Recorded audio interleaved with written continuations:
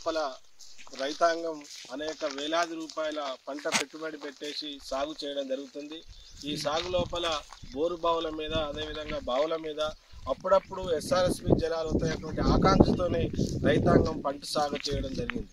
కానీ ఈ సంవత్సరం ఎప్పుడూ పోయినటువంటి వర్షాల వల్ల బావుల లోపల రోజు రోజుకు నీరన్నీ కూడా ఇంకిపోవడం, అదేవిధంగా బోరు నిండిపోవడం వల్ల కేవలం 20 నిమిషాలు 30 నిమిషాలు మాత్రమే ఈ బోరు బావులలో నీళ్లు రావడంతో పంటలన్నీ కూడా నీటి ఎద్దడి వల్ల ఎండిపోవడం జరుగుతుంది.